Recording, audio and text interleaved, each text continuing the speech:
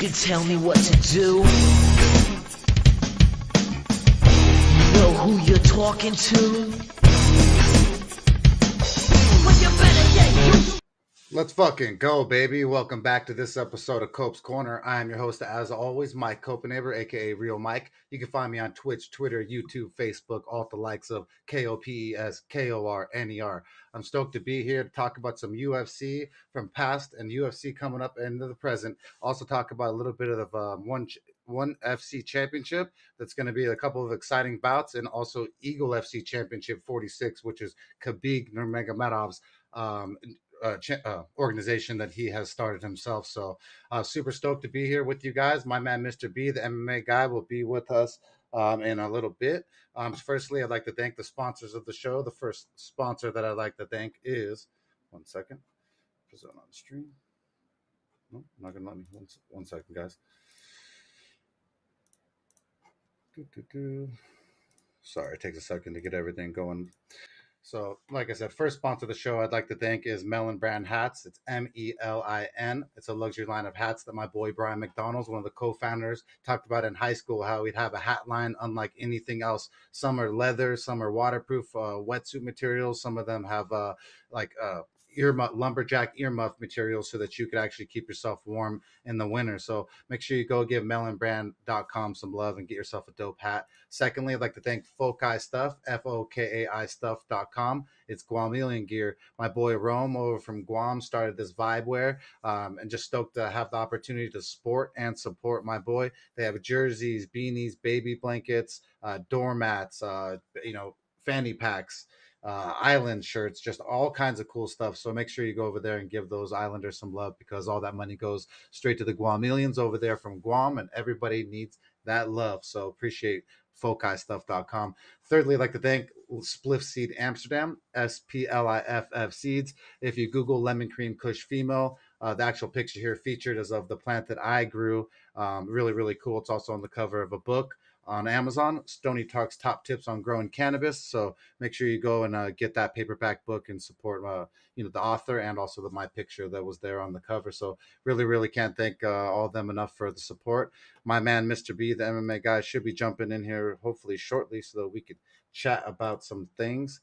But with that said, UFC 272 was last week in Covington versus Masvidal, and man, it's like it did, but it didn't live up to it, in the sense of, like, I knew that Colby was going to just absolutely dominate, wrestle, fuck him, hug legs, do whatever you need to do. But he actually did a lot better than that. He did some striking on my boy George Gamebred Masvidal, and I could not believe how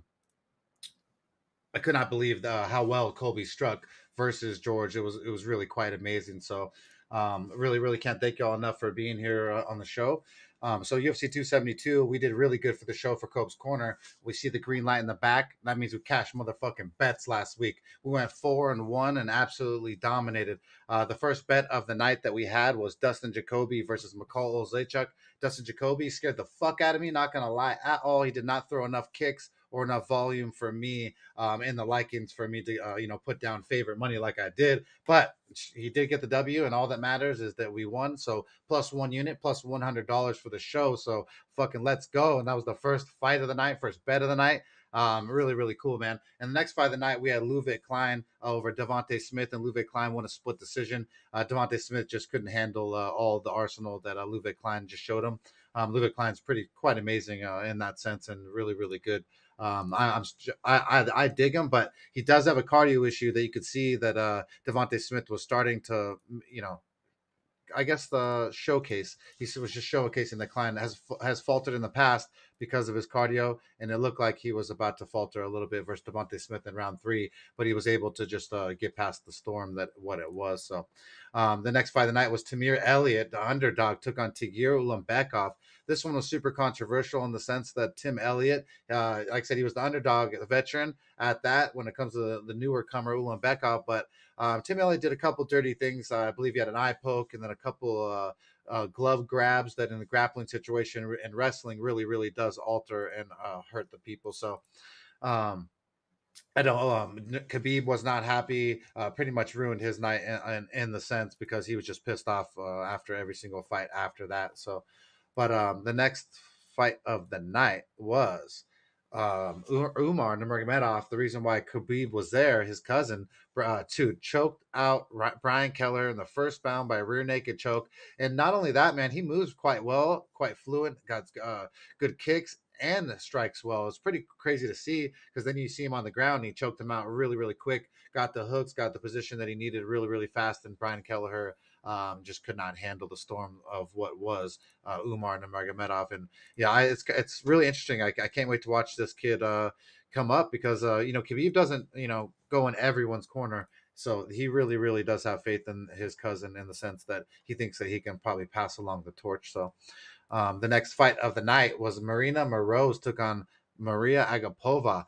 And man, I had Marina Moroz picked here, the Ukrainian. I believe my boy Mr. B had Agapova, but damn, Marina Morozov got a submission by arm triangle choke in round two. Super emotional after everything going down in Ukraine. So pretty crazy to see her. My boy Mr. B, the MMA guy, in one.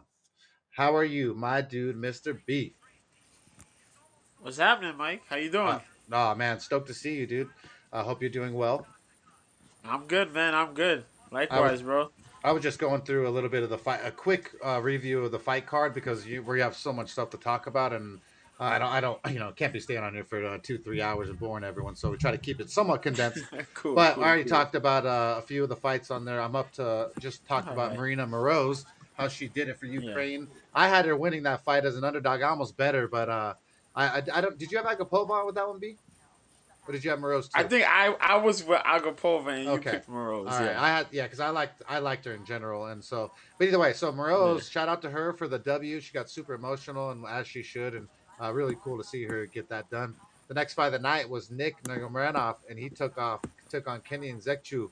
And man, Kennedy is just he's like he's disappointing, is what he is. He's one of the biggest dudes I've ever seen with like talent and all, and he just can't get it done. Nick got it done by split decision and just kind of just edged out with heart and a little bit of cardio. Beat Kennedy. What do you say about that, B? Yeah, man. Absolutely. Um. Love you, Ted. Yeah.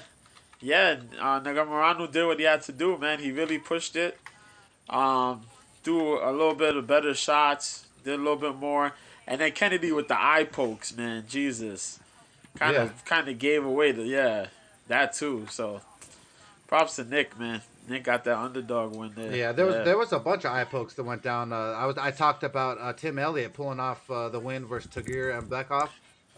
Tim Elliott had that eye poke and then a couple glove grabs, right, B? Yeah. I noticed glove Yeah. grabs against the cage, and yeah, some of the little eye pokes here and there, some little shifty It's veteran like, maneuvers he yeah, pulled. you can't blame him, bro. He didn't even get a warning, really, in the sense to even get a Yeah. point taken. I know my boy DC likes to throw in some of those veteran moves, but we won't talk about none of that stuff. The next fight of the night was Marina Rodriguez took on Dunan Yan, and man, this is another one that I absolutely loved. Marina Rodriguez and had her here, and she just looked absolutely amazing versus Yan. I felt like Yan looked like a deer in headlights in the sense, and but no, actually, you know what? Let me take that back. This fight was amazing. Both these girls threw down quite amazingly. Jan improved a lot better than I thought, but Marina, this was her fight to win. She looked amazing throughout all three. I had it no doubt a win for Marina Rodriguez, but we had some shady judges that made it into a split. Didn't you think that was a unanimous B, or am I smoking too much reefer? Um, you could kind of call it a split decision. Okay. You could say it was unanimous. You could call it a split. Zhao Nan had the first round. I think though Marina Rodriguez took enough for the second round. It could be argue. You could argue, debate it the second round, but I think Marina did enough in the second round and definitely the third round. Yeah, So and yeah, and I Marina and took that. I definitely that's how I felt. And either way, I could have been biased because we won money on it, so cash that one as well. The next fight of the night was another bet that we had. Our boy Jalen Turner fucking threw down versus Jamie Malarkey and whooped that trick KO TKO right hook, the ground strike. Round two. Me and Mr. B told you last week this dude has not showcased his talents, and he did exactly that. Cash that bet. Another one for Cope's Corner. That's three in a row. So let's fucking go, baby. That's plus $300 just before we even got to the main card. Let's go, B. Oh yeah, man. Jalen Turner, Jamie Malarkey, them folks threw down, man. Some nasty shots were being thrown in that first round. Props to Malarkey though. He is a gamer, but Jalen Turner was just a little bit too much, a little bit too cleaner. He flipped the switch that second round and just smoked Jamie Malarkey, man. Good job, dog. Good job. Oh man, looked amazing. I almost wished I bet everything in the world on Jalen Turner, and I think after last week you just barely scraping by. I didn't want to even get too crazy, but I was stoked on this card because every single fight that we picked pretty much absolutely dominated. There was only one that fell short. We'll get to that in a little bit. Then Sergey Spivak took on Greg Hardy, and this is another one cash for the show. The first time I bet an under in a long time, we had the under 1.5 at plus 132. And under 1.5 cashed real quick. KO TKO to ground and pound. Sergey Spivak beat the hell out of Greg Hardy like he did his poor girlfriend. Sergey Spivak did the damn thing. Cashed that bet for Cope's Corner. Underdog bet plus 132. Let's fucking go, B. Yeah, he washed Greg Hardy, man. Washed him up. Poor Greg Hardy. Yeah, Yeah. bullied him, bullied him. Greg Hardy just gotta learn how. Greg Hardy gotta learn how to wrestle, man. He gotta go back to the regionals and rebuild, yo. Yeah. Cause that was ugly. That was ugly. It He really he was. got roughed up, man. And that's why I'm glad I took the under and I didn't take the underdog money on Greg Hardy, even though I thought possibly Greg Hardy could get it done. I'm glad I didn't take the bait and I had both fighters for the under. So cash that bet. That's 4 in a row for the show. And that's a plus 132. So another unit, $132 added. That's $432, 4-0 before we got to the fucking first L in a couple fights. We only took one L, so it's okay. But the next fight of the night was Kevin Holland. Took on Alex Oliveira. And we told y'all Kevin Holland was going to do the damn thing. If his money line wasn't so high, I would have fired on him and kept firing on him. Yeah. But he's KO, TKO, right hook, the ground strikes. Didn't even talk shit. Looked super composed. Really proud of Kevin Holland's performance when he over Alex Oliveira. Beat that fool down. What do you say about it, B? Yeah, man, totally agree. Good work on his part. Really was calm. I like the way he looked in that fight. I don't know if you remember that fight he had. I think it was against Brendan Allen a few years back. That's what Yep. that fight reminded me of. Where Brendan Allen kind of had him in trouble, but he was just calm and relaxed and chill about it. Then he managed to do what he had to do to win that fight, I think it was. Yeah. So he did that same thing, came back strong that second round, got the clipped Oliveira, went in for the finish and smoked him, man. Good Yeah, job. looked really good, man. And like me and Yeah. Mr. B, we picked so many winners on this card and just picked them in general. So hopefully you guys catch some bets because we just absolutely dominated. The next fight of the night was the only one that we lost. We Yeah. took the underdog shot on Edson Barbosa versus Bryce Mitchell. And I'm gonna say right here, right now, if I knew Edson Barbosa was gonna perform like that, I would never in my life would have done it. But I have a rule here, and I stick to the rules and stick to my guns. It's OG versus the newcomer all day. I thought Edson Barbosa would kick more. He didn't. He paid the price. He lost a unanimous decision versus Bryce Thug Nasty Mitchell. This fucking dude, this hillbilly's the real deal, man. He's a lot of fun to watch though. So that was a negative 1 unit. So we lost 1 unit of the 4.32 units that we won of the 4 in a row. So we got 4-1 for this whole entire card. We cashed $332 for the betters out there. So let's fucking go, baby. Yeah. Still went 4-1. Yeah, So man. you know how we do. Yeah. Um. Oh, you know what? Oh yeah. So the next fight of the night was another one that we called, and we said that was just going to be easy money. It was RDA. Rafael Dos Anjos took on Hanato Moicano, and our boy RDA beat the fuck out of Hanato Moicano. I don't know how this fight wasn't stopped in the third, how this fight wasn't stopped in the fourth. I don't know how it wasn't stopped at all, but holy shit! Either the ref had the fight goes the distance. The ref had I don't know, man. He had RDA by decision in his bets, but poor Hanato Moicano's never going to be the same after that beating, huh, B?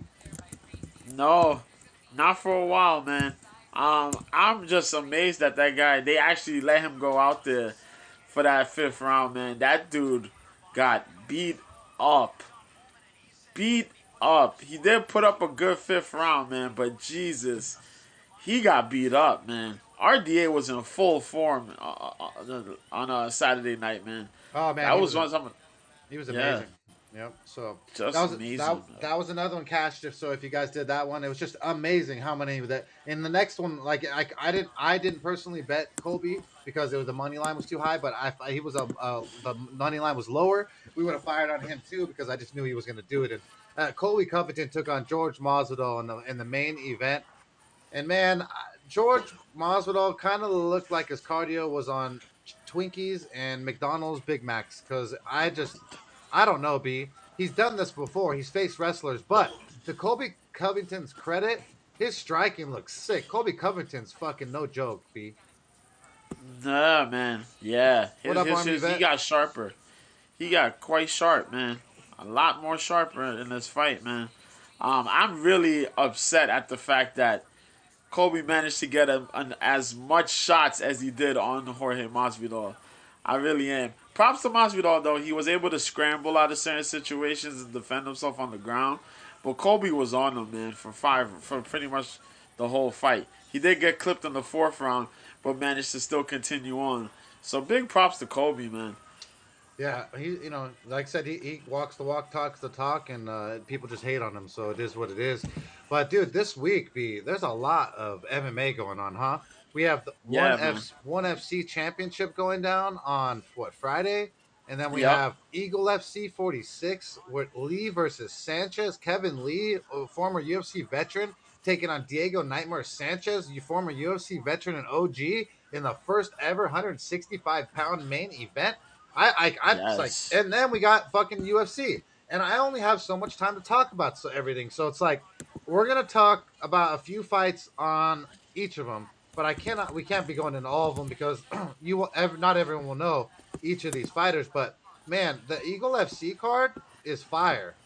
There's some really good bouts on there, and then one FC championship in the main event. Gary Tonin, the BJJ black belt stud, fucking amazing, extraordinaire, fucking American, is taking on Thon Lee, the champion over there. I believe the lightweight champion, right? B Featherweight.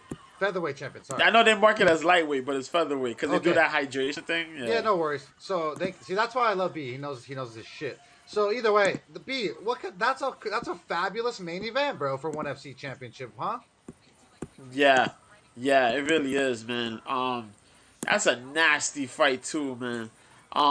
Because you got Tan Lee, who's a nasty striker, just a Nasty. ridiculously powerful striker, and then you have Gary Tonin, and we know all his jiu-jitsu accolades. If you don't know, go look those things up, man. Seriously. This dude's Unreal. been rolling for years.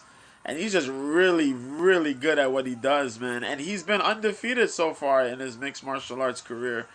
Up in one, just clowning a lot of those guys, and none of those guys are slouches. So No. really, really good stuff. Yeah, so that's the main event on ONE FC Championship. And remember, ONE FC Championship goes on off super, super early for us in America. For Mr. B, he's so fucking lucky that they decided to bless him with an 8:30 a.m. Eastern card. For me, it's 5:30 Pacific Standard Time. No, 5:30, yeah, Pacific Standard Time a.m. I felt like I said p.m. It sounded weird. Either way, we're over in California, and in California, we only run off p.m. So you guys are lucky that I even said Eastern, or I break it down in any other form because we literally just live in a hole over here, and we don't think about anything outside that hole. So to say Pacific Standard Time, it's irrelevant. I just say the time, but 5:30 Pacific Standard Time, 8:30 Eastern Standard Time for my boy B. Mr. B is going to get more sleep finally for a Friday morning. Stoked about that, right, B? Yeah. And then the co-main event, John Lineker, former UFC UFC fighter, Hands of Stone Lineker, is taking on Bilbiano Fernandez in the co-main event for the one featherweight. It says the featherweight championship, so that's wrong too, right, B? Ooh. I don't get it. Um. I'm so confused. For ONE FC. Yeah, that's gonna be on the co-main. Yeah, John Lineker versus Bibiano Fernandez. Yeah.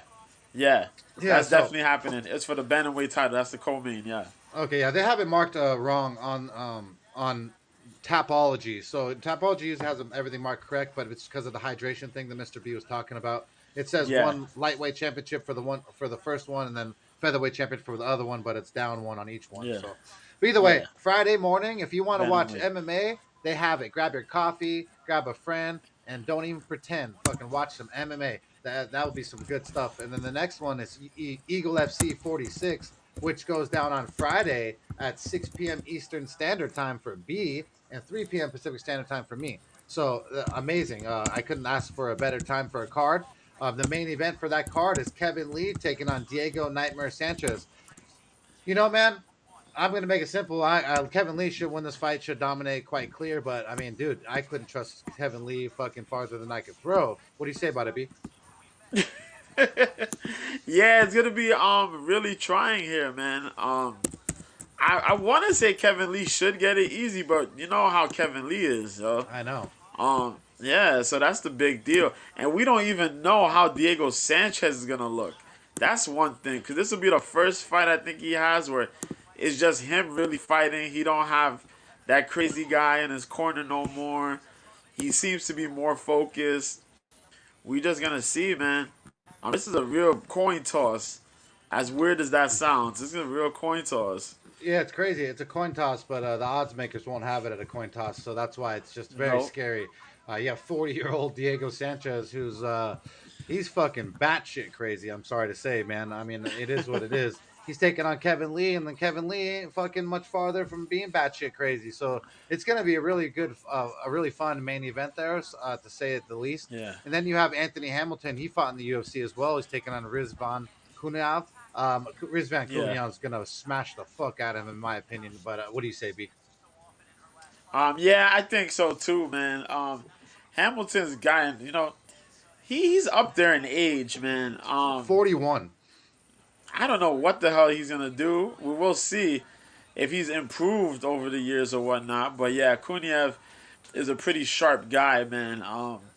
Big old beastly mofo too. No nonsense.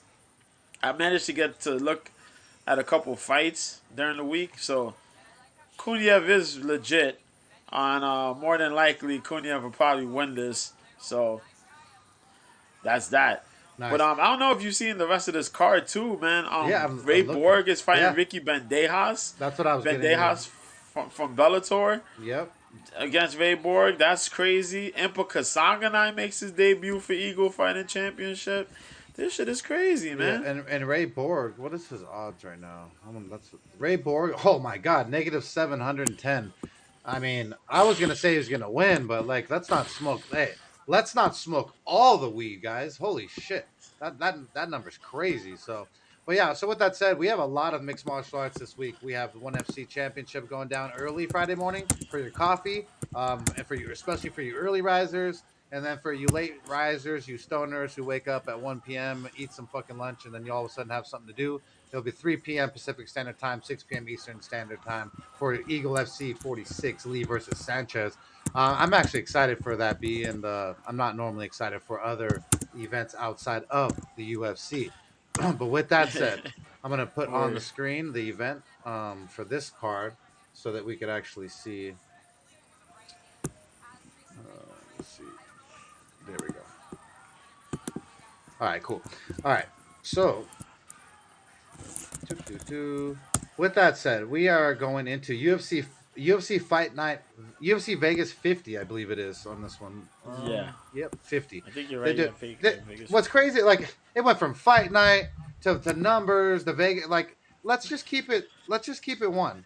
You know, like let's not go back Yeah. and forth. UFC Fight Night, Santos versus Ankalaev. This one should be a really decent card in the sense if you might not know all the names, but I think that they're going to be quite exciting. The first fight of the night, we have Tefon and Zikchu. He's taking on Azmarat Murakanov. Tefon and Zikchu, you call him Dadon. He's 6-1. He's 27 years young. He's 6 foot with a 77-inch reach. He's on a 1-fight win streak. Fights out of Team Rape Lloyd Irvin. And I said that right. Team Rape Lloyd Irvin. Look it up. He took on Mike Rodriguez. He lost a unanimous decision. He won a unanimous decision versus Mike Rodriguez. Then bless you, B. Then he lost Thanks. to Jung Young Park in a majority decision. Tefon has a lot of power.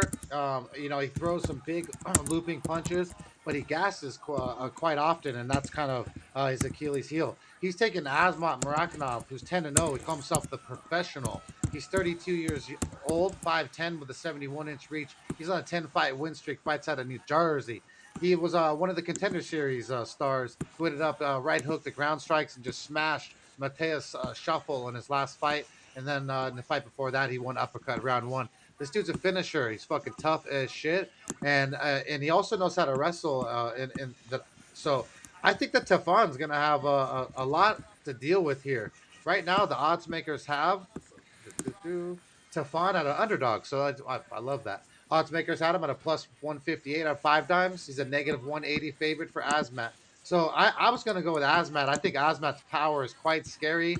He literally is Harry, and he's going to be taking on Tefon and Jiku, who doesn't believe in himself after around 1.5. So I'm going Asmat for just domination, devastation. And I think he folds Tefon, but we shall see. What do you say, V? Um, Teflon's gonna have trouble, man. Um, as we said, Mirzakanov, dude is real serious. His game is really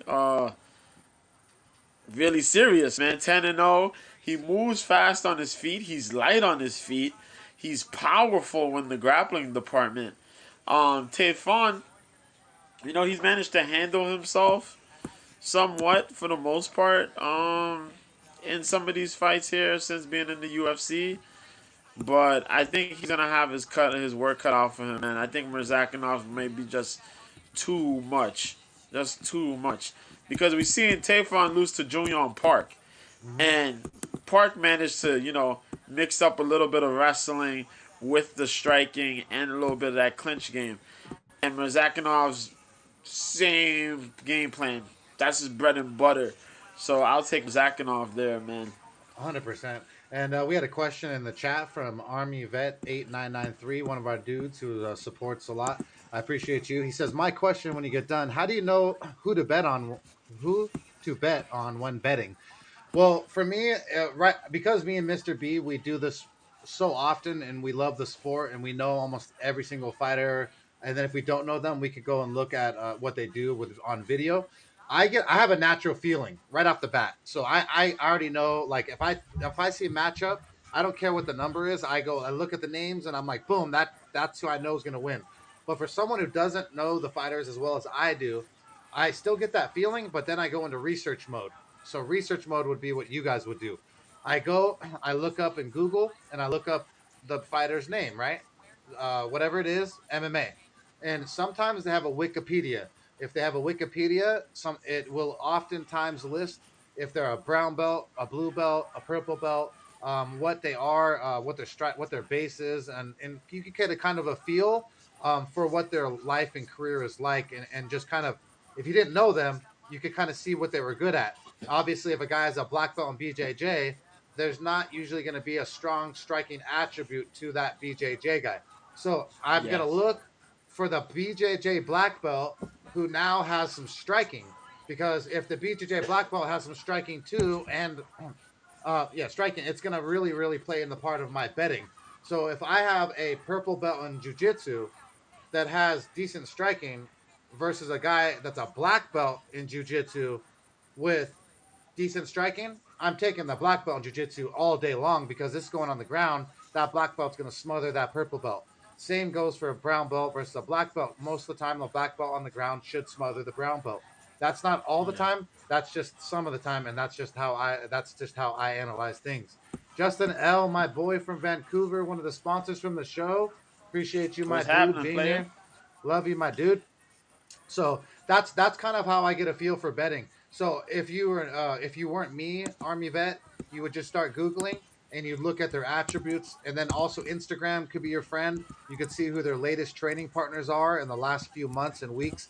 All these people love to showcase, or they love to show off, their personal lives. So they really do showcase a little bit too much sometimes, and they leak and show, like, they'll post a picture of them in a black belt, post a picture in a brown belt, post a picture of them striking, and then I'll get a feel for that fighter off of their videos and whatnot. But like I said, for me, it's natural vibes, and then I go into research mode, Army Vet. So I hope that Yep. helps. Yeah. So sorry for the long elaboration, bro. But the next fight of the night is Guido Canetti is taking on Chris Mortunho. I'm gonna let you jump into this one first, B. It's gonna be fun. All right. Cool, man. Yeah. Let's go. Guido Canetti, man, 8-6 versus Chris Moutinho, 9-5. It's the bantamweight bout. Oh man, this is the old dude, right? Guido, yeah, Yeah. 8-6, man.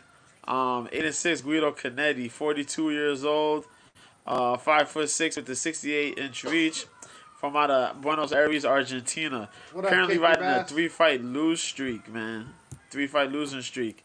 Um, Lost to Mana Martinez by split decision. That was Mana's debut, if I remember correctly. Then out Bat Jarrell, he got dropped by that left hook in round 1. And Marlon Cheeto Vera, of course, rear naked choke in round 2. Damn, he lost yep.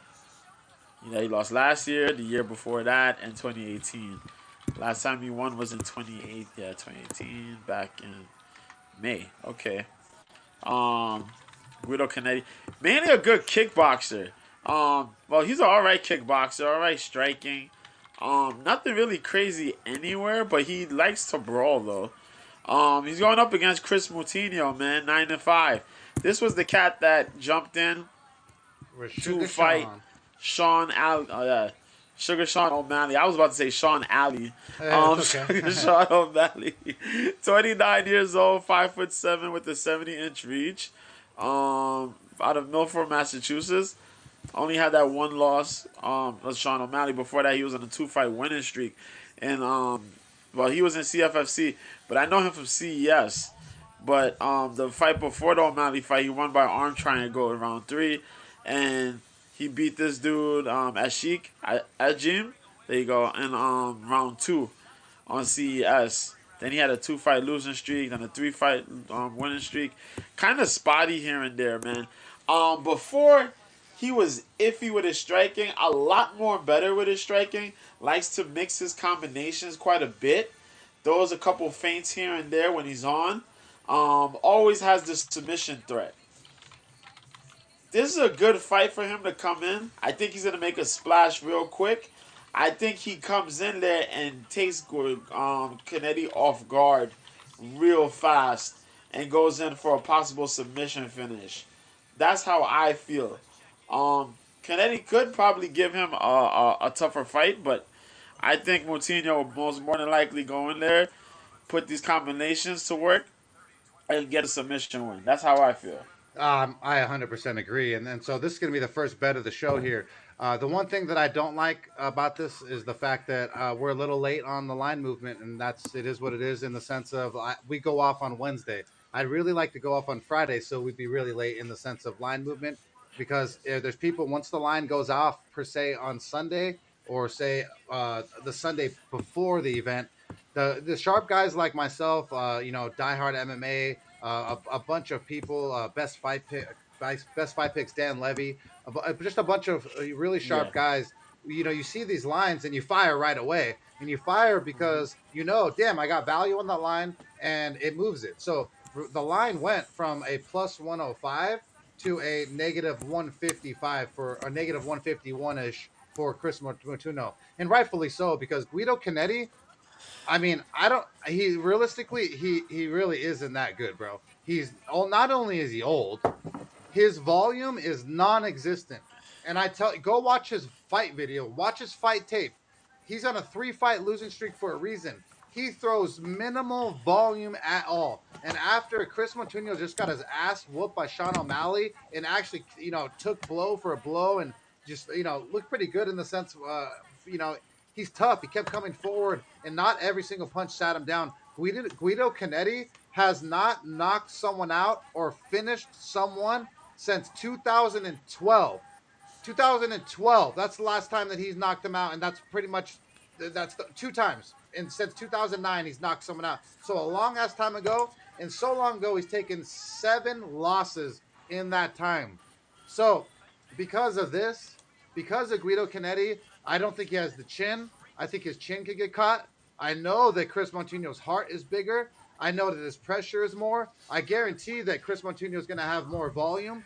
So because of these things, I'm firing on Chris Moutinho at the negative 150 mark. I'm throwing down 1.5 units on him. 5 Dimes has him at that number, Bovada and all. So, like I said, yeah, it's not the plus 105 that it started at. but negative 150 is going to be free 100 next week. So let's fucking go, B. The next fight of the night is. I love when you agree with my bet before I even bet it, B.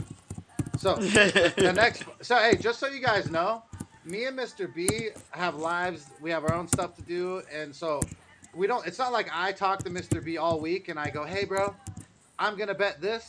Are you okay with that?" And I'm like, or I'm gonna go, "Hey, B, AB, like it's nothing like that. I come here on the fly, and we fucking spit a cappella, me and Mr. B, and we rip it literally freestyle for you guys.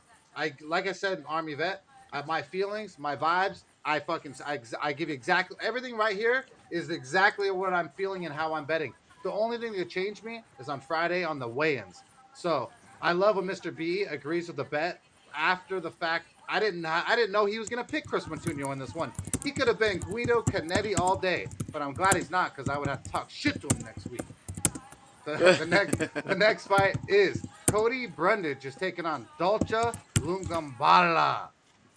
Cody Brundage is an American wrestler. He's 6-2. He's 27 years old. He's 6 foot with a 72-inch reach. He's on a one-fight losing streak. Fights out of Factory X Muay Thai, Colorado, baby. That's a good thing for elevation. He last took on Nick Maximoff and he lost a unanimous decision. And that sucked for wrestlers don't like other wrestlers or jiu-jitsu guys. And in the sense, Nick Maximoff was a superior wrestler than Cody Brundage. Might have had a little bit better striking even too, and he lost a unanimous decision to him. Um, but other than that, Cody Brundage, it's only been finished once by William Knight and the Contender Series, and that was, William Knight could knock out fucking anyone in round one, and that's exactly what happened to poor Cody Brundage. I can't say that Cody Brundage has the best striking all around, but his wrestling is there and his cardio is there. He last took on Dolce Lugambala, or he's taken on Dolce Lugambala, the champion, he called himself. He's 11-3. 34 years old. He's 5'8 with a 76-inch reach. He's on a one-fight losing streak. He's got a judo base and he's got tons and tons of power. He last took on Marc-Andre Barrial. He lost a unanimous decision.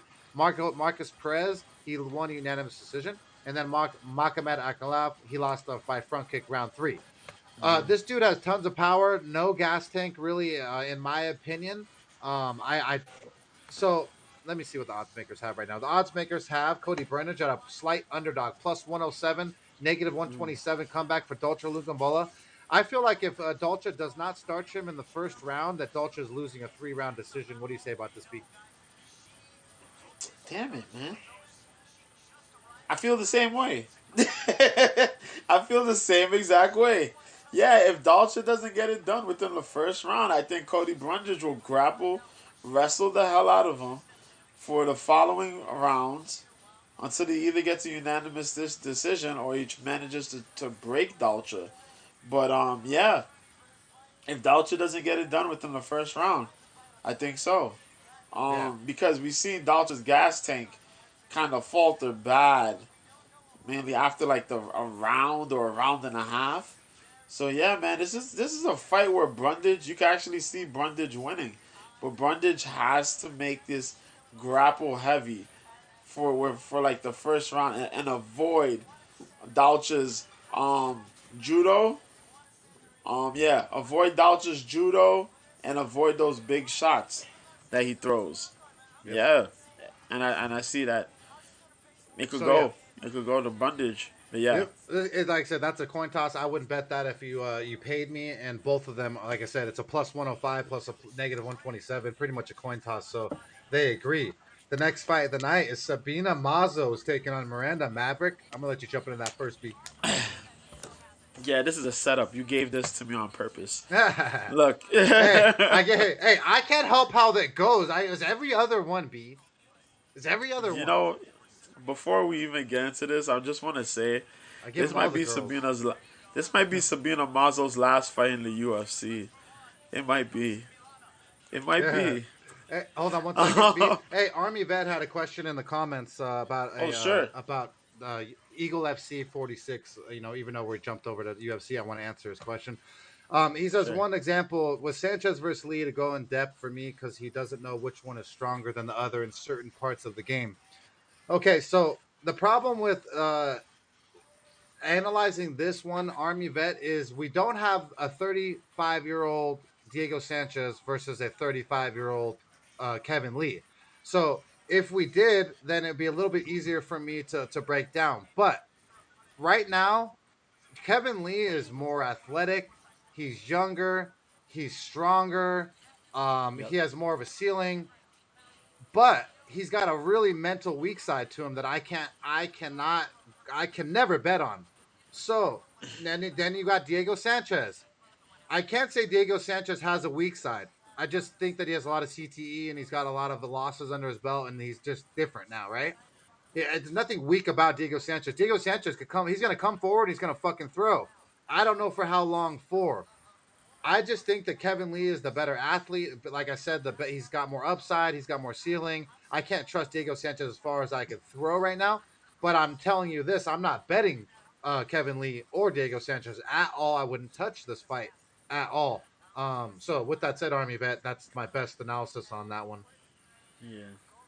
So, but the next fight of the night. Oh yeah, you're talking about Mazo vs Moravik. Sorry, B. No problem. Yeah. As you were saying, this might be Sabina Mazo's last fight here in the UFC, man. I call her Girl Sabina, Gumby. Girl Gumby. the Colombian queen Sabina Mazo, 9-3, 24 years old, 5'7" with the 70-inch reach. Currently riding a 2-fight losing streak, man. Out of Muay Thai, Medellin. There you go. Living in well, she's from Colombia, but she Hey, fights out of California. She trains in Kings. I don't believe that Colombia stuff because let me tell you, I've seen some girls from Colombia, and they got some booty packing, And this girl, she don't got booty packing. Sorry, B. Yo, don't be talking about my girl like that, man. You know. But Hey, tell her to hit the squat, son. train out of that Kings MMA, man. Out of the Godfather Rafael Cordero, man. Y'all know that dude, long live shooter box. But yeah, currently riding a 2-fight losing streak where she lost to Maria Agapova. Yeah, by rear naked choke round 3. That was nasty. Yeah. She lost to Alexis Davis in that bantamweight fight by unanimous decision, but she had a 3-fight winning streak before that, beating Justine Quiche with a rear naked choke, J.J. Aldrich by split decision, and Shayna Dobson. But that's Shayna Dobson though. Primarily a kickboxer, somewhat of a Muay Thai kickboxer, has jiu-jitsu, but kind of starts off slow, man. She moves slow. I'm not gonna lie. She's She slow does. as fuck. She Hey, kind of picks up depending, but I most said of the Girl time, it's Gumby slow. for a reason, bro. But she's going up against my other girl, and this is why I'm scared for Mazo. It's Fear the Maverick, Miranda Maverick, 9-4. Did you see what Army Vet says? I thought your girl was Brooke. Hey, Army Vet, we got a lot of girls. He doesn't have a ring on his hand. He ain't got no kids. So it's first come, Oh, first serve. He's got fingers all Brooklyn. day. He's got room Brooklyn's to my play. girl. I know. Brooklyn, my girl. But my fight girl, yeah. I like Miranda Maverick, man. I'm a big fan of Miranda. I liked her since her younger day. Well, yeah, her younger fighting years, and then her now, man. She's been killing it. But yeah, Miranda Maverick, 9-4, 24 years old, 5'3" with the 65.5-inch reach, representing that Missouri, man. Tunis, Missouri. Misery. Yep. I fight out of Elevation Fight Team. I forgot what she used to fight before, but then she Hey, changed. She you know who's changed gonna up to gonna come on there, Elevation. kick your bass is like fuck you, bro. It's actually pretty dope over there. Yeah. Yeah, for the Lake of the I need to Ozarks. check that out, Lake man. of the Ozarks, right? Is in Missouri. Hey, kick your bass. Am I right or am I stoned? Kick your Missouri is Lake of the Ozarks, or am I fucking total stoner retard California dude? All right, go B. He'll answer. No problem. Sorry. Currently running a 2-fight losing streak though. She had that late notice fight. She filled in, and she got dominated by Erin Blanchfield. God damn. Oh, And then smash. she had that robbery of a fight against Macy Barber. Oh my God. But other than that, she had a killer win streak where she beat Jillian Robertson, Liana Jojua, Pearl Gonzalez, Deanna Bennett, Shanna Young, Victoria Leonardo, and Heather Walker Leahy. primarily this girl is a super strong grappler. More so on the jiu-jitsu aspect. She has wrestling, but she has a insane level of strength. And that's until I seen Aaron Blanchfield. Aaron Blanchfield's strength is crazy. But Miranda Maverick's up there too, man. Um, Miranda's real strong, real good grappling. Has improved a lot in her stand up. I like her. Yeah, I like her Muay Thai. She's putting some Muay Thai together. She works real good off her jab and her leg kicks. Does the occasional trips and sweeps to try to get good position, top heavy. A lot of the stuff that kind of gives Mazo a lot of trouble.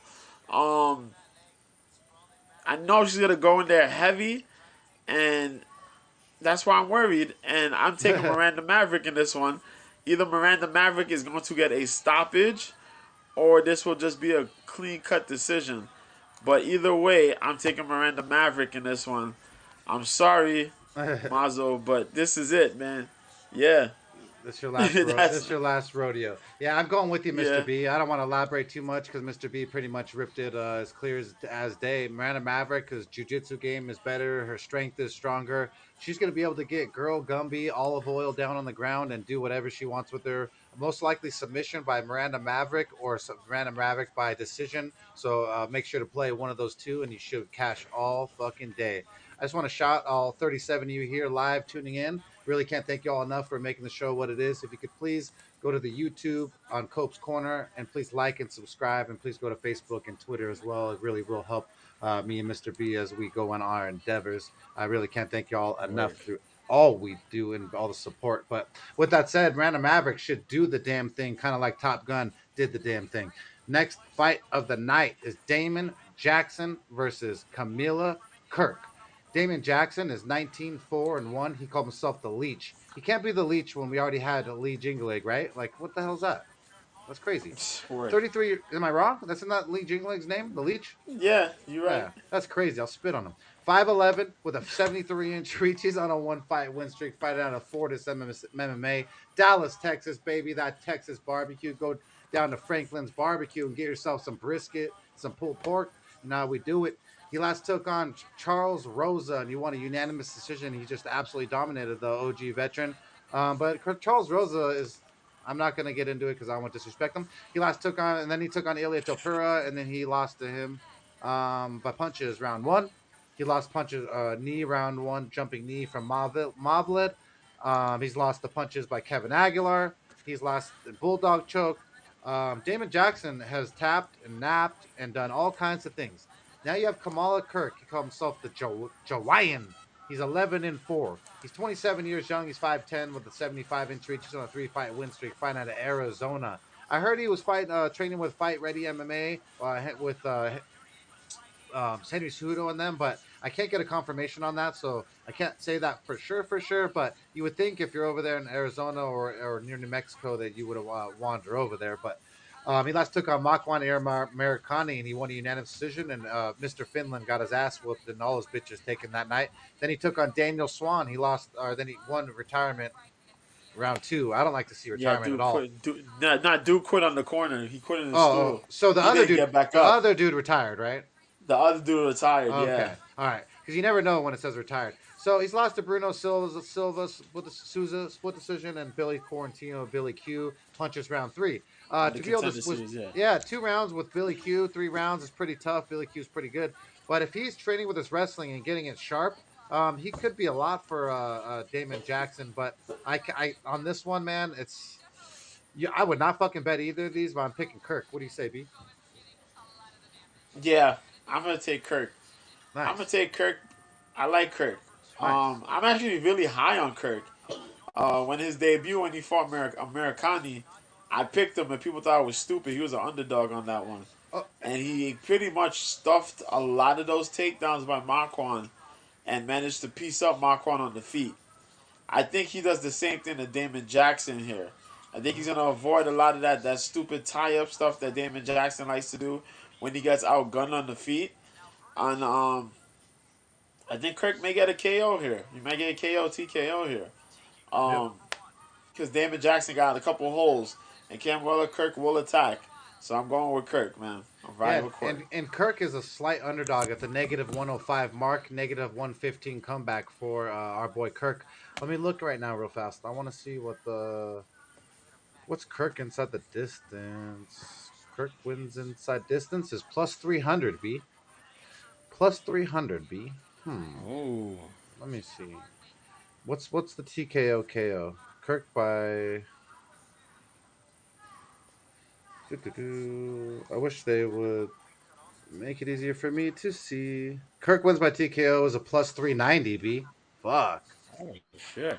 That's a little crazy. I'm throwing down $50 on Kirk wins by TKO KO on the plus 390 mark. I just feel like it's fucking crazy. I feel like he could do it. His striking is probably his best attribute, and that's why I said he needed to go work on his wrestling so he can stand up and keep banging on fools. So $50, 0.5 units going down on the plus 390 number for Kirk wins by TKO KO. Let's fucking go, baby.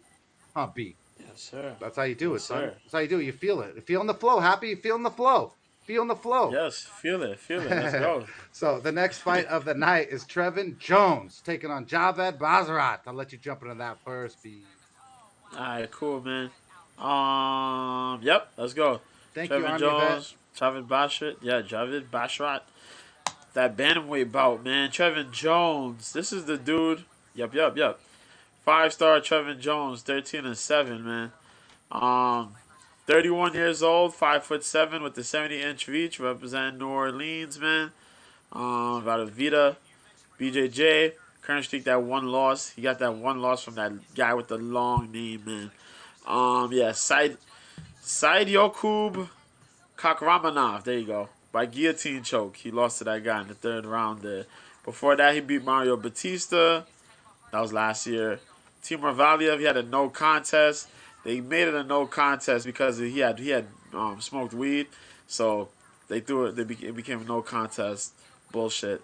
He had 2 wins before that. Really good overall guy. Has alright wrestling. Has really good power. Alright with the level changes and somewhat. But could throw his hands pretty well. Has gotten caught with the submission stuff here and there, but that's after he gets real tired. But if you could put the pressure on him, he tends to kind of fade. But that's like after within the third round or so. But he's going up against the Snow Leopard, Javid Bashrat. Now we remember Bashrat because Bashrat was on the Contender Series. He's undefeated and he's out of Extreme Couture. 5'9" with the 69-inch reach out of Afghanistan. This was the guy, if people don't remember, was on the Contender Series, beefing with the Israeli guy, where the Israeli guy was mad disrespectful and actually spit on him at the weigh-ins. Yeah. Wait. Then he went in there and beat the brakes off that dude. That's for him? This is him? This is is him? the guy. Oh, nice. This is the guy that beat the brakes off of him. Yeah. So, yeah, man. Oran Kailon, that's the dude he beat up. Then he beat up Alexander Bezarovsky. Bezkorovanai. There you go. Oh my God. Bezkorov. That's a rough one. Bezkorovanai. Okay. Yeah, all right, I'll job. say that was then. it. That was good. Darce Choke, second round. Nicholas Savio, Dr. Stoppage. You got a couple other finishes and whatnot. Real rangy guy. Really patient. Has good stand up. Also has a really good wrestling / jiu-jitsu mixed game. He's gonna be the bigger guy. I see him getting in here. Jones is gonna be rough for like the first round and a half. But I think that if Basharat could keep the distance, I think he can make a good splash in the debut. But he has to be really careful because, as I said, Jones has really good power, man. Mm-hmm. If he can manage to catch your jaw clean, you're going to sleep. So he has to be really careful of that. Really careful a little bit on the wrestling aspect too of Jones. And I can see him, Basharat, getting a wrap up. Yeah. Possibly he gets a TKO. He gets a finish. Either he gets a finish or he rides out to a decision. But I think Basharat will get a good win here against Jones. Yeah, this one's here tough for me. We got Trevin Jones fighting out of Guam, baby. Shout out to FokaiStuff.com. Make sure you go to Fokai Stuff, FOKAI Stuff.com, and get yourself some gear from my boys from Guam who sponsor our show. Appreciate you, Fokai. The Trevin Jones fights out of Guam. So for me, I got a little tender heart for him. He's at a plus 122 number, negative 142 comeback for Javid. The problem that I have for Trevin Jones is that he has tapped before, and Mr. B, you know how I do not like tappers. He tapped to a Yep. guillotine choke last fight. He's tapped by rear naked choke before, and so that really is sketchy to me because if this fight gets down on the ground, Javid not only likes to strike as he has shown, he also has darts chokes. He has ground and pound and double darts chokes, guillotine choke, rear naked choke. So he's obviously shown the fact that he could finish. So I'm gonna have to go with Javid here, and I think that the odds makers have slightly right. I believe that he's just a little bit superior. Sad to say, over my boy Trevin Jones. Let's see. The next fight of the night is going to be a good one. We have 1 second. Get you that. We have Jillian Robertson, my girl, the redhead, the Yes. bomb red shell. She's taking on JJ Aldrich. We have JJ Aldrich, who's 10-4. I call her Sarah the Triceratops from Land Before Time because every time she gets punched in her head, she looks like she has lumps on her shit, just like fucking Sarah does the dinosaur. She's 29 years old. She's 5'5" with a 67.5-inch reach. She's on a 5-fight win streak. Fights at a Elevation Fight Team, Denver, Colorado. Is the best part about her in general. She last took on Vanessa Demopoulos and won a unanimous decision. Courtney Casey by split decision. Then she lost to Sabina Mazo, split decision. Laura Mueller she beat, and then she lost to Macy Barber, punches round two. She's taking on my girl Jillian Robertson, the Savage. Actually, 1 second. Let me get you JJ Aldrich. JJ Aldrich is a purple belt, a brown belt. She's a brown belt in Brazilian Jiu Jitsu, and Jillian Robertson is a black belt in Brazilian Jiu Jitsu under the famous Din Thomas, who's one of the ATT coaches. Matt Sarah's friend, Dana White's friend, also on Looking for a Fight all the time. So she's one of Din Thomas's black belts. So Army vet, this is a perfect example. You got two girls. One's a black belt, and that's Jillian Robertson. And then you have the other girls, a brown belt, and JJ Aldrich. JJ Aldrich, she has some decent striking in the sense of she has a southpaw, she has a good straight left, but she doesn't show damage well. And if this fight gets on the ground, my girl Robertson should be able to wrap her up and just absolutely dominate her. I've got the odds makers have her at a negative 125 favorite only on 5 dimes. I'm throwing down on Jillian Robertson, my girl, the redhead. $125, 1.25 units for Jillian Robertson to do the damn thing. I think she either subs JJ Aldrich or she controls her for all 3 rounds. She's going to be bigger, stronger, longer, and she makes your slong stronger. What do you say, B? This was a tough fight for me to think about too. I'm be honest with you. I was Ar- kind of Ar- conflicted in this one. Hold on, B. Um, Army vet. I'll get to you about the 5 camps, sir. 1 second, my dude. okay, sure. All right. Sorry, No, bro. I was gonna say I was kind of yeah, uh, undecided on this one, man. But I think Julia Robertson could get this done here. JJ always has that boxing. She has that boxing. She throws her good like She does. combinations. Mm-hmm. Yeah, good footwork. And she's really clean working off her jab and whatnot. But Jillian Robertson always manages to throw just the right enough strikes to get right in her range and lock up stuff. That's what I've always liked about Jillian Robertson. When she gets you on the ground though, it is problematic. So man, I definitely think that if Jillian Robertson could do what she usually does best, she'll get this win here. And you know she could ride this one out to a decision too or a submission. So yeah, I think Jillian Robertson gets this done, Yeah, man. and also Yeah. a thing that I forgot to mention is that JJ Aldrich has tapped multiple times. She's tapped by a rear naked choke 2 times. Once in Invicta FC 11, once in the Ultimate Fighter season 23 versus Tatiana Suarez. And I feel like once a tapper, always a tapper, and I love that shit. B, you know how we do it. So the next fight of the night is Matt Selzenberger versus AJ Fletcher. I'm gonna let you jump into that first, B.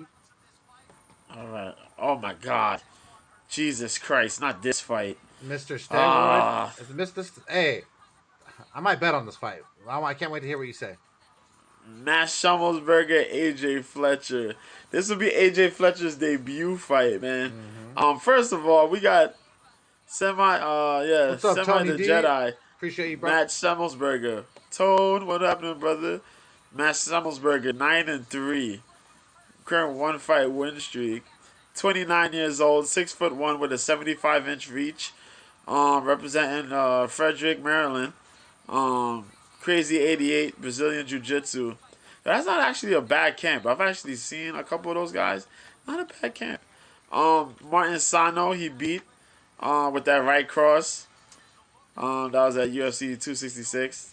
He beat the Diaz boy Martin Sano, who thought he was tough. Got smoked in 15 seconds. That Chaos Williams he lost to, but he beat Jason Witt with the straight right hand. Carlton Minus he beat too with unanimous decision. Nasty, couple of finishes here by submission. A lot of them by KO TKO. Savage though, savage guy. He's going up against AJ Fletcher, man, who's undefeated, making his UFC debut. The Ghost. That's such a scary name, bro. 12-fight win streak out of Gladiators Academy. 25 years old, 5'10" with the 67-inch reach, out of Baton Rouge, Louisiana. Trained by Tim Crater, which is a big deal, folks. Because if you don't know, Tim Crater is a nasty jiu-jitsu practitioner. That man has a heart of iron and a chin of granite. Yo. And Fletcher shows that shit, man. Yeah, he does. Also, Tim Crater's behind guys like Dustin Poirier and led the whole Louisiana fleet of MMA fighters there. But Fletcher beat Leonardo Damiani with the flying knee on the Contender Series 2021, which was a really good fight. He beat Ariel Juarez by submission in round 1. Wesley Golden by head and arm choke, which is an arm triangle, but head and arm choke. Rear naked chokes. A lot of submission wins and KOs, I would take Semmelsberger because I'm comfortable with seeing Semmelsberger. I think Semmelsberger is going to use his reach. He has the submission skills and he uses reach. But AJ Fletcher just knows how to get inside on people. And he's a friggin' brute. You know what I mean? He understands the level changes. He understands the level changes. I seen this guy on when he fought on the Contender Series. This man was so far out and managed to just instantly snap into level change. Pick his opponent up and throw that man on the ground like nobody's business. Then managed to cut distance with a flying knee and KO the dude. Yeah. Bro, AJ Fletcher may take this fight and he may ride this one out by submission or decision. Yeah. I think he just may do that. He's big. He has the cardio to do so. I'm going to take Fletcher on this one. I'm going to take Fletcher. What's up, Captain? And that's crazy. What's up, Captain Rehab? Appreciate you being here. Oh my God, EGA0117 from YouTube. I appreciate you being here as well. And so Army Vet had a question. What are my top 5 camps? Just off the top of my head, ATT, Fight Ready, Extreme Couture, Trevor Whitman. What is Trevor Whitman? Trevor Whitman in Colorado. It's not. Yeah, Colorado. Yeah. Yeah, I don't know what his the name is of his camp. Did they call it Grudge? It was once Grudge Gym, but it's somewhere else. Yeah, he's kind of private. He only Trevor Whitman only takes so many people in, so it's not even like a full gym. But Trevor Whitman's one of the best coaches in camps. And then Henry Hooft over there is really good too as well. At what's his new camp? I'm glitching so hard. What's Henry Hoof's new camp? Who are you talking about? Henry Hoof's fight. Where does Henry Hoof camp coach at now? He has Black Zillions. There's 365 Hard Knocks. Yeah, it's at Hard Knocks. There's Sanford. Sanford MMA. There we go. Yeah, Sanford MMA is the other one that I was forgetting. That's one of my favorites. So Sanford MMA, ATT, Fight Ready, Extreme Couture, and then Trevor Whitman is the best coaches, Army vet. And yep, so hope that helps y'all. I appreciate you, EGA, for the love and support, my dude, especially coming from Facts. YouTube. We don't have many people on YouTube. Oh, it's Emmanuel over there on YouTube. Let's go, Emmanuel. Yeah. That's our dude. So yeah, I appreciate all 52 of you guys here live tuning in to me and Mr. B break down this card. So right now we have AJ Fletcher versus Matt Selzenberger. You know, AJ Fletcher, like I said, calls himself the Ghost, 9-0, never tasted defeat. This dude's a BJJ brown belt, and he's dirty as could be. This dude, it looks like the exact example of a dude who took all the roids. He looks like Matt Hughes' son had sex with a famous like bodybuilder that was a girl. That's what Ashton Fletcher looks like. Right now, the odds makers have Ashton Fletcher disrespected. I think it's fucking crazy. He's at a plus 175 underdog. Matt Selzenberger's at a negative 210 favorite. Matt Selzenberger will be taller. He could be a little bit long enough to catch Fletcher, but I think Fletcher's smart enough, strong enough, and has better wrestling than Matt Selzenberger. Matt Selzenberger is also only a blue belt in Brazilian Jiu-Jitsu. Blue belt versus a brown belt in Brazilian Jiu-Jitsu. If AJ Fletcher gets him down on the ground, you're absolutely fucked. $100 going down on AJ Fletcher. 1 unit for AJ Fletcher to do the damn thing at plus 175 number. So let's fucking go, baby. The next fight of the night is the first one on the main card. You want me to jump into it first, B, or do you want it? It's Bruno Sure, Silva you versus... can go ahead. You go All right. first. Bruno Silva versus Alex Pereira. Bruno Jesus. Blendaro Silva. He's 22-6, 32 years old. He's 6 foot with a 74-inch reach. He's on a 7-fight win streak, fighting out of Brazil. Shout out to that Brazilian barbecue, baby. He last took on Jordan Wright. He won punches round 1, and he destroyed the Beverly Hills Ninja. Then he took on Andrew Sanchez, one of the OG veterans of the UFC, with just wrestling, and he punches TKO standing round 3, and then he beat Wellington Turman as well. Bruno Silva is, dude, really strong with standing. Also has good ground skills as well, but mostly standing is what he wants to do. But he's taking on another decorated, absolute savage, Alex Pereira, who's 4-1, 34 years old. He's 6'4" with the 80-inch reach. He's on a 4-fight win streak, fighting out of Cruz MMA. He's the famous, infamous kickboxer who silenced Israel Adesanya and fucking devastated him. He's here to take over and absolutely dominate. He took on Andre Michailidis, and he won by flying knee round 2, and it didn't even look like he tried. He knocked the motherfucker out. Then he took on another. He bet he knocks out everyone left hook pretty much. It goes down the line. And I don't think it changes here. Alex Pereira is the real fucking deal, Holyfield. Right now, the odds makers on 5 dimes out of a negative 172 favorite. I'm throwing down $172, 1.72 units on Alex Pereira because I believe his kickboxing is the real fucking deal. I feel like he hasn't showcased it, and if the UFC is smart enough, they want to see Alex Pereira versus our boy Israel Adesanya at some point. So 1.72 units going down on Alex Pereira to showcase that he is the best striker. And Bruno Silva, being an M1 veteran, is going to lay right into his hands. What do you say, B? Damn, son. Bruno Silva has brought us a lot of happiness, man. He's helped us win some bets here, man. Yep. But he's going against Alex Pereira. This is a tough fight. Bruno Silva has to look for the takedown. He is talking about that he wants to fight Pereira on the feet. God bless him. The battle of the Brazilians. Alex Pereira, man. Good counter striking. I need to change the fight. First of all, he doesn't necessarily use his counter striking as much as he should. He has nasty power though, and nasty setups for his punches. He always, nasty setups for his strikes in general. He knows where to be, how to set him up, how to set his opponents to come to him, so he could throw these shots. People don't get up from those shots that he throw, man. And we seen, even though we picked Bruno Silva to win fights, sometimes Bruno Silva's a little bit, he's a little off early, but he comes back. I don't think Pereira's going to give him that space to breathe.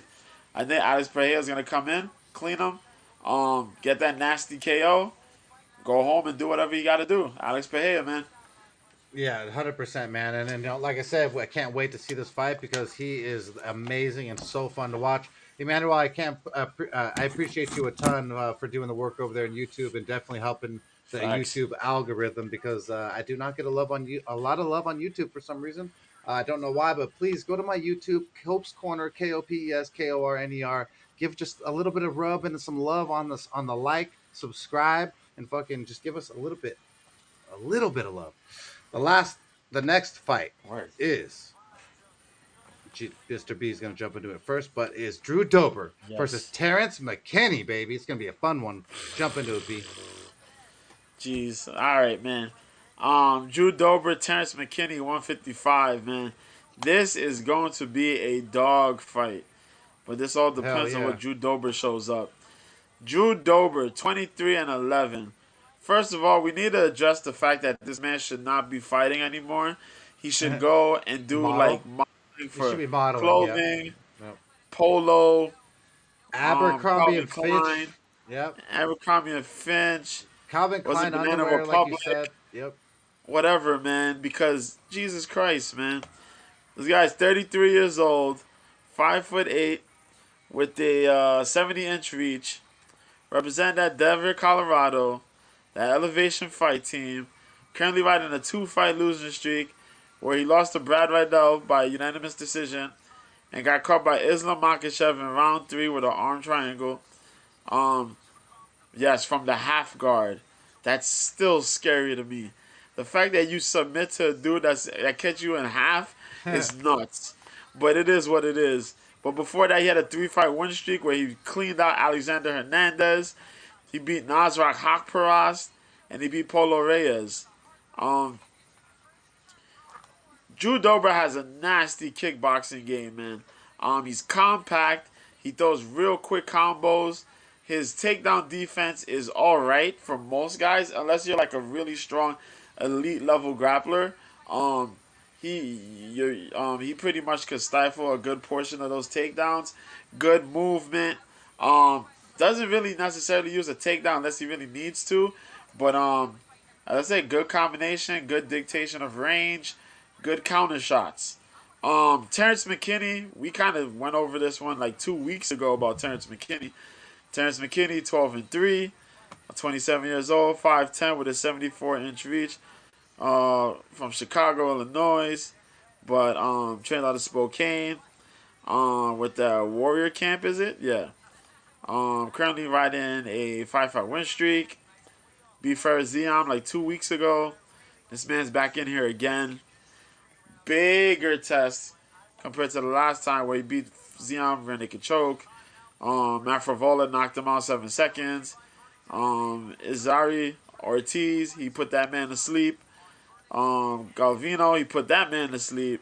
Sanders pretty much got stopped in 16 seconds. We explained Terrence McKinney like 2 weeks ago. Pretty much. The kid is quick. The kid has wrestling. He was supposed to be one of the biggest names if he would have went to college to wrestle. He was the number one wrestler in the world in the States. Yep. Up in MMA, fast, big power, nasty grappling ability. This is up to Drew Dober. If Drew Dober can keep this man at a distance, that's good. But I'm going to take Terrence McKinney. I think McKinney will wrestle him. He'll go to wrestle him again, but he has to avoid the shots in the stand-up department. But I think Terrence McKinney's level changes will be enough for him to get a win here. Yep.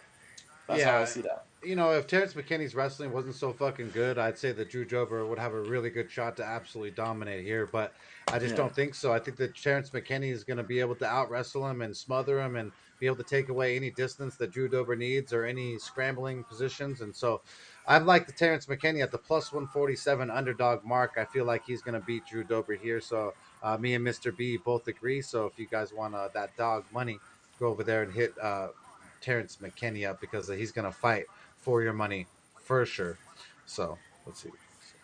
The next fight of the night is Khalil Roundtree takes on Carl Roberson. Khalil Roundtree, the warhorse, he's 9-5, 32 years old. He's 6'1" with a 74-inch reaches on a 1-fight win streak. Last took on Mudeska Bukaskas and he won by win the sidekick on the knee. That's where he shattered that dude's knee. It was fucking crazy. And then he lost to Marcin Prochko in unanimous decision and then elbows from Ilan Kutlaba, mount round 1. and elbows from Johnny Walker a couple fights before that. So he has been finished a few times. Carl Roberson is Baby K. He's 9-4. He's 31 years old. He's 6'1" with a 74-inch reach. He's on a 2-fight losing streak. He last took on Brendan Allen. He lost heel hook round one. Marvin Vittori rear naked choke round one. He's a tapper for sure. He's tapped 4 times that I can see just on his record.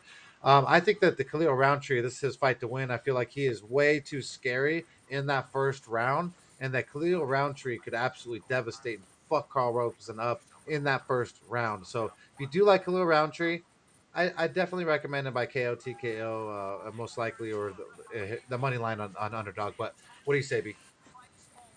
Man, Khalil Roundtree. By What up, whatever J? the hell he's gonna My finish this my fight by. my boy J.R. Gomez in the house. Love you, dude. Yo. Yeah, that's how I feel. Um, Khalil Roundtree, man. Carl Roberson's gonna look to try to get a takedown. He's gonna try to do something, and I think Khalil Roundtree will just keep that man at a distance. You know, some people are upset about that kick that he threw the last time. I love it. Yo, there's a way to defend against it.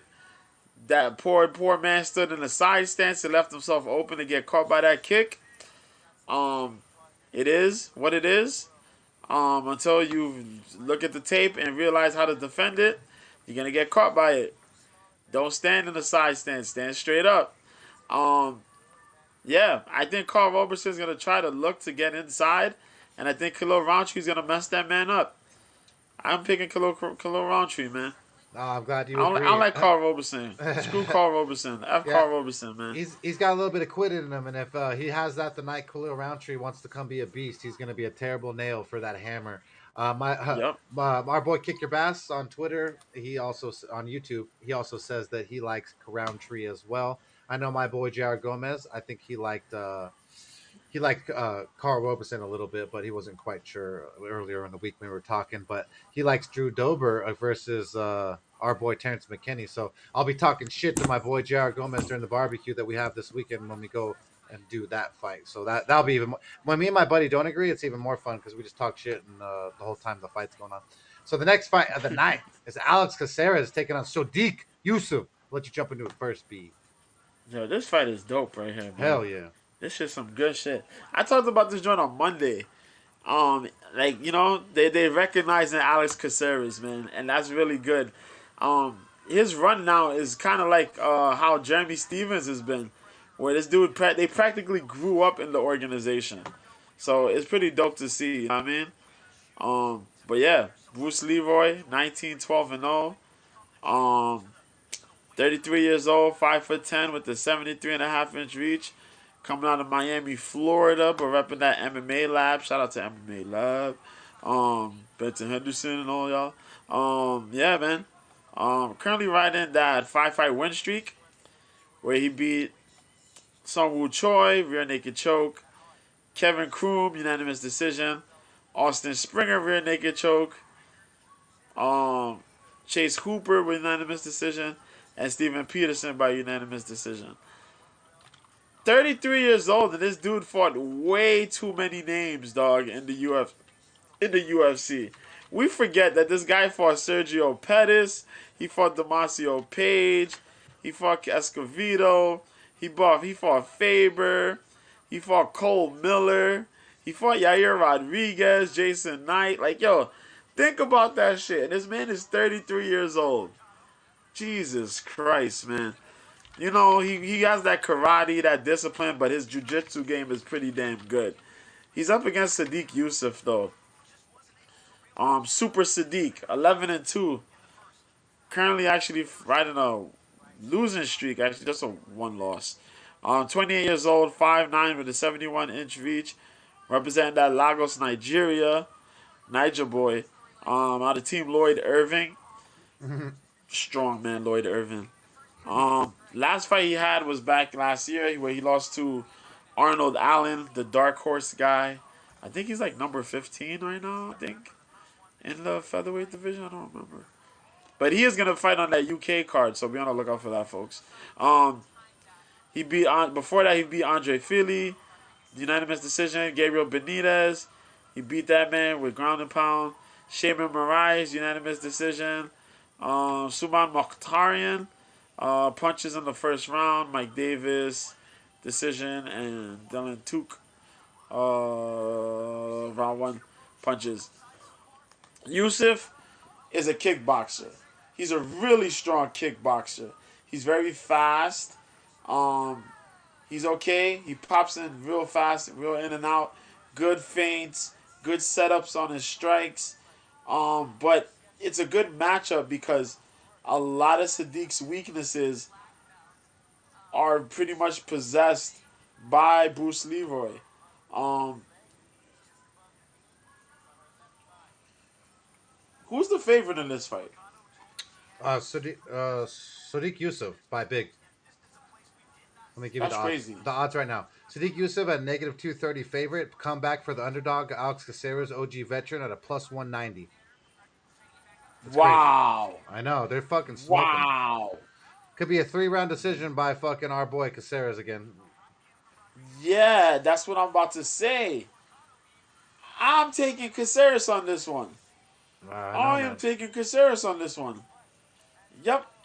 And this is going to be really ugly because I think Caceres is going to force that man into a clinch. And if he forces him into a clinch, he's going to get takedowns. Isn't that crazy? And that shit is going to be horrible. Let's see the Wow. Let's see what the Alex Caceres by decision. Wow. Decision. Caceres wins by decision is a plus 390. Plus 390 for Caceres by decision. That's crazy, man. It's just so disrespectful. You know, I've already fired enough bets, but man, if you guys really do like Alex Caceres here, I don't think the Sadiq Yusuf deserves to be that big of a favorite versus a guy that has as much skill as Alex Caceres. The next fight of the night is the co-main event. It's going to be a fucking great one. I'm going to let you jump into it first, B. It's Marlon Moraes takes on Yadong Song. Let's fucking go.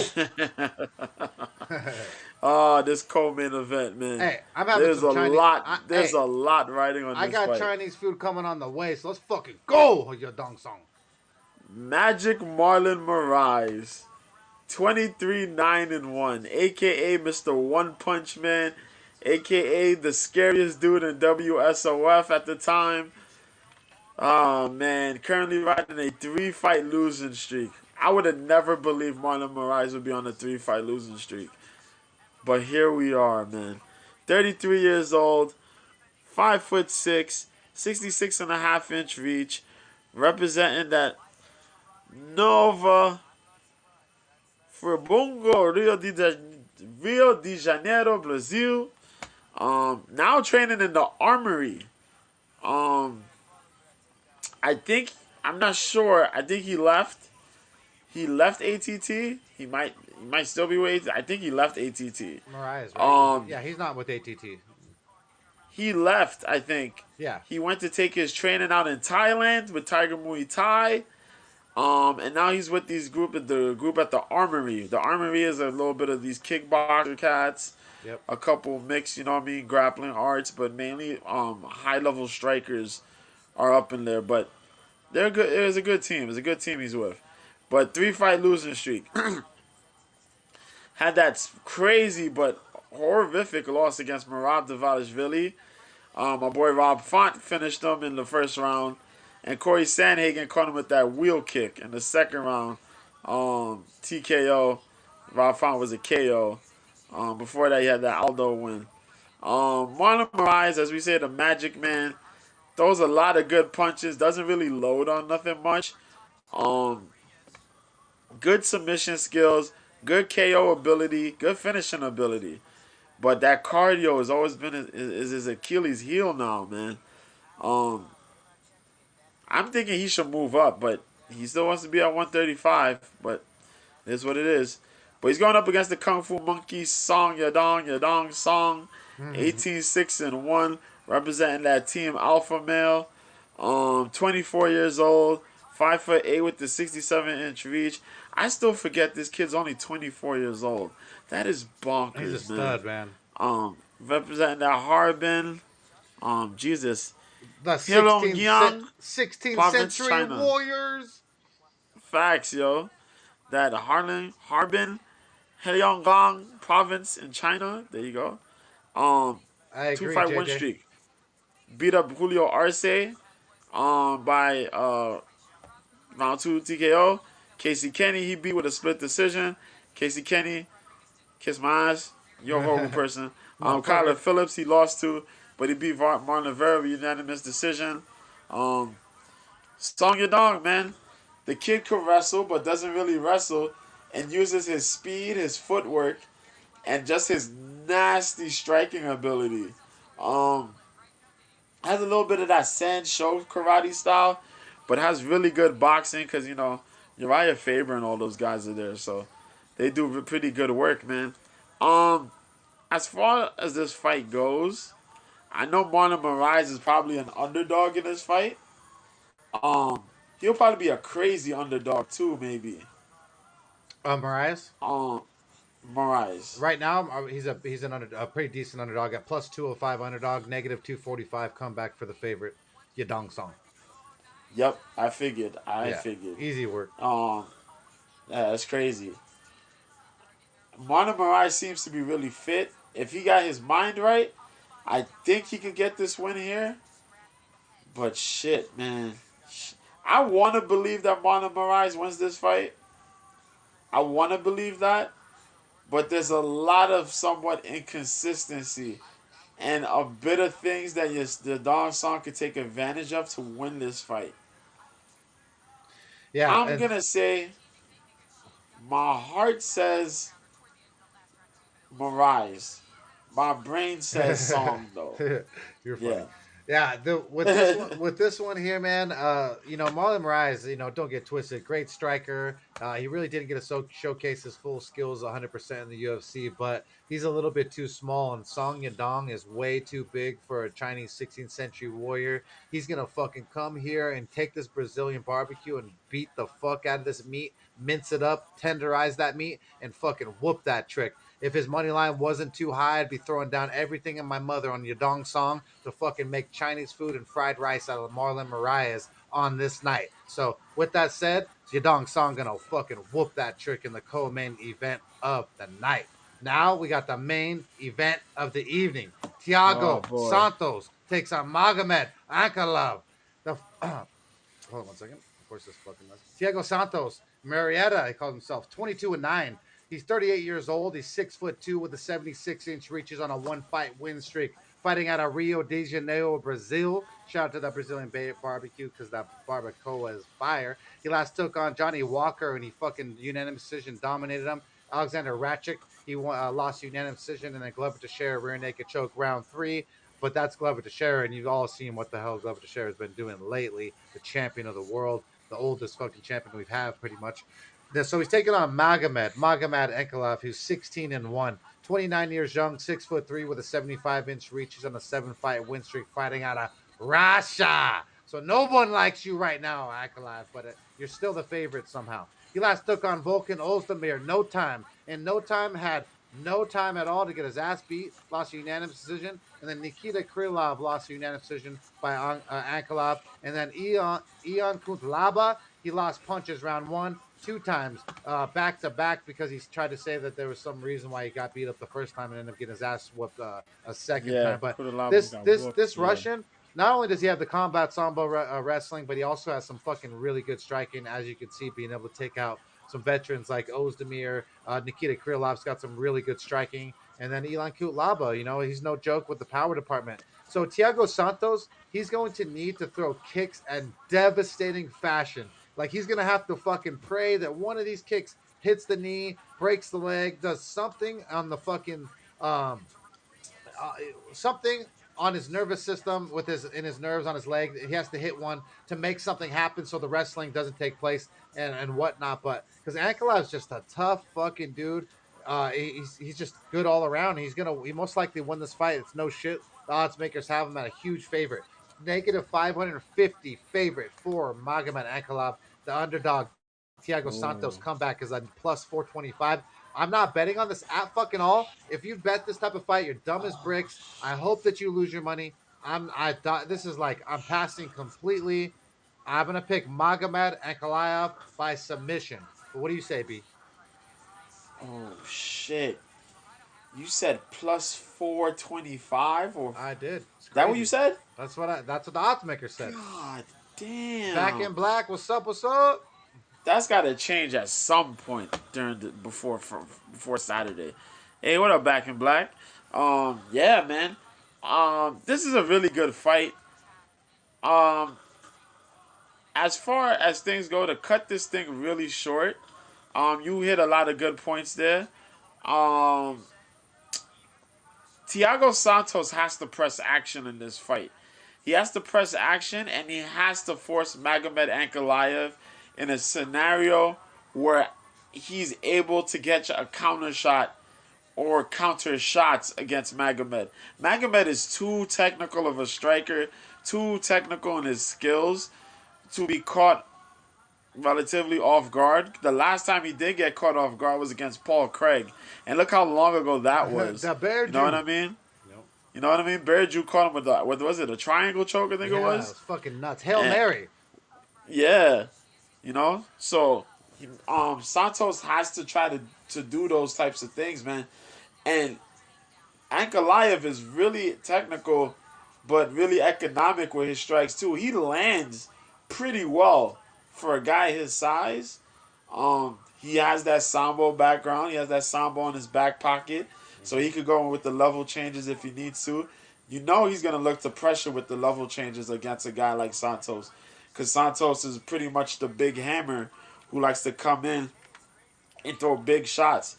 You right on him needing the kicks to dictate distance so he can try to range up and get to use his hands whenever necessary. I just like Ankalaev for a big guy who knows how to box pretty well. He uses his hands really well. Uses his kicks to dictate his own distance into going for the takedowns. Those odds are crazy. If Santos pulls this one off, which he's going to need a lot more action than he had in his last couple fights. But I think Ankalaev could take this win here, man. But if Thiago Santos wins, I will be like, wow. But I think Ankalaev will take this one, man. I think Ankalaev got this. Yeah, and it's pretty much no shit Sherlock, for everyone else, in the chat in the sense. But it's like, he's going to probably dominate this thing. It's just, it's going to be pretty easy, is what it is. But yeah, so with that said, that is the UFC Fight Night Vegas. And it should be a decent event. It's going to be free. And anytime it's free, I love that. And so I really appreciate all you guys being here with me and Mr. B shooting the shit. There's 1690 here live. We got Emmanuel, my boy Jared Gomez, Kick Your Bass on Twitter, Back in Black, Stevie Wonder, Ted Hicks, Tony D, so many wonderful people, Army Vet, Justin L. I mean, there's so many people who make the show possible. And I'm going to stress this to you guys because, mental health is a real big thing. And you guys, I cannot stress to you enough how much it means to me to have friends across the world in real life and on the internet. There's times where I love just chatting and just being with the guys like Mr. B, and he's just streaming his live show. And I just like being it's like a locker room full of your friends, and you could either be drinking, smoking, you could do nothing at all. But we try to make a safe place here on Cope's Corner where all likes, all types are welcome. And we just want you guys to come here, have fun, and have just a place where you guys feel like you guys have friends. So we really, really appreciate all you guys being here with us. And what you make the show. So, Mr. B, you want to shoot your Twitter handle out and where you can be found? Of course, man. Find me on Twitter, Mr. B, at Mr. B1986. Here on Haps, Mr. B, the MMA guy. Well, I can't thank you enough, Mr. B. And until next time, until I see you, thank you so much for being here, my dude. And until everybody else, I absolutely love you. Like I said, I can't thank you enough for making Cope's Corner what it is. Please like, subscribe, and share to your friends. And until next time, let's fucking go, baby. Are you ready? Break it down!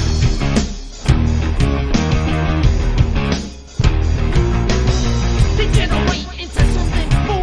We just got tired of doing what you told us to do. Like a break, boy. Yeah. Like a break, little man. Break it down.